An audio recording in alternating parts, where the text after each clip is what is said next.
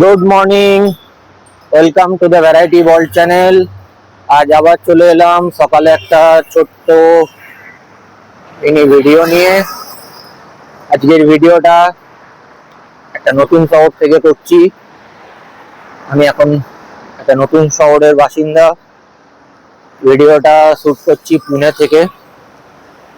কর্মসূত্রে আমি পুনেতেই থাকি। তো পুজোর সময় বাড়ি গেছিলাম, প্রায় 1 মাস থাকার পর কালকে পুনেতে ব্যাক করেছি। কাল রাত্রির 2টোর সময় আমি পুনেতে ল্যান্ড করেছি। তারপর ফ্ল্যাটে এসে ফ্রেশ ফ্রেশ হয়ে লাগেজ বার করে শুতে শুতে প্রায় 3টে। আজ আবার 5:30টায় উঠে পড়েছি মর্নিং ওয়াকের জন্য। তো এখানে দেখো, তোমাদের যেটা বলার, প্রথম যেটা বলতে চাই, এখন বাজে 7টা 20। ওয়েদারটা দেখলে তোমরা বুঝতে পারবে 7টা 20 সময় ওয়েদারটা এখানে কিরকম। একদম প্লেজেন্ট ওয়েদার।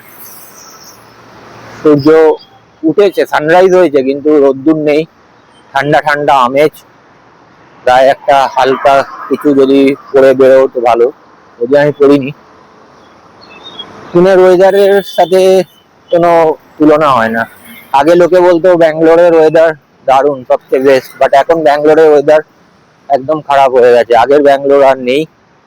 বাট পুনে এখনো সেই ট্র্যাডিশনটাকে ধরে রেখেছে। 2008 সালে যখন প্রথম পুনে আসা স্টার্ট করি, তখনকার যে ওয়েদার ছিল তার থেকে একটু হলেও চেঞ্জ হয়েছে, কিন্তু ড্রাস্টিক্যালি চেঞ্জ হয়নি। আর চেঞ্জ তো হবেই, কারণ তখন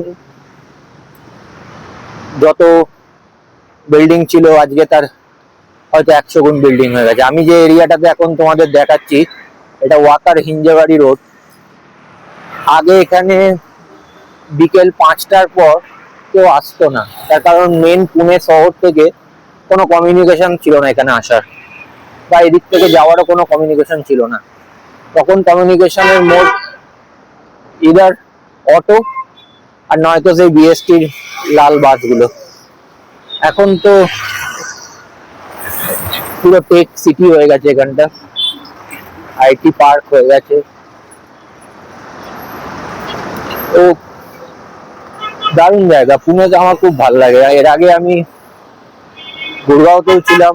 গুরগাঁও ওয়ার্স্ট, ওয়ার্স্ট একদম, মানে সব দিক দিয়ে, infrastructure, climate, everything. Pune 100 Times better. মানে মানুষজন ভালো,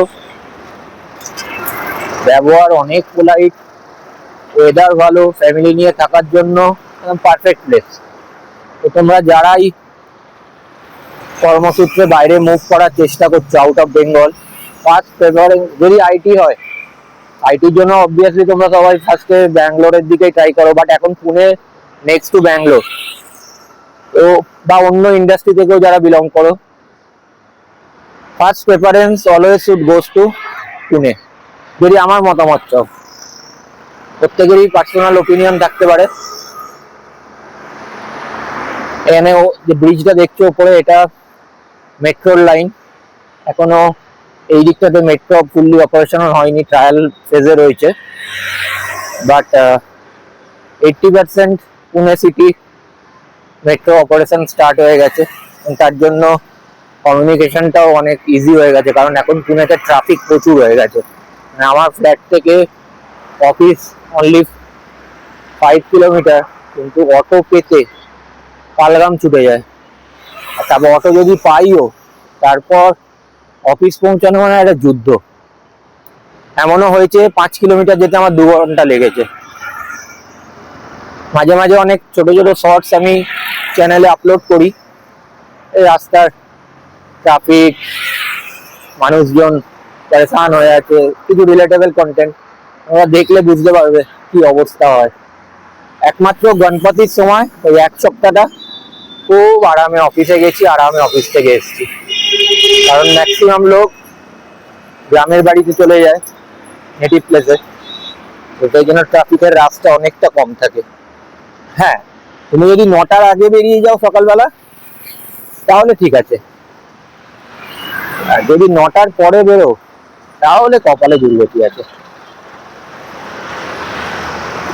চারদিকটা দেখো কত সুন্দর। আমি মর্নিং ওয়াক করতে করতে তোমাদের সাথে ভিডিওটা করছি। ভিডিওটা করার একটাই কারণ, নতুন শহরে ভিউ, অ্যাটমসফিয়ার, নেচার কেমন সেটাই তোমাদের সাথে শেয়ার করার। যারা অলরেডি পুনেতে আছো বা পুনে এসছো, পুনের ব্যাপারে ওয়াকিবল, তাদেরকে নতুন করে কিছু বলার নেই। কিন্তু যেসব বন্ধুরা অ্যাওয়্যার নয় তাদের জন্য বলছি, যদি পুনে থেকে কোনো অপরচুনিটি পাও, ডোন্ট হেজিটেট।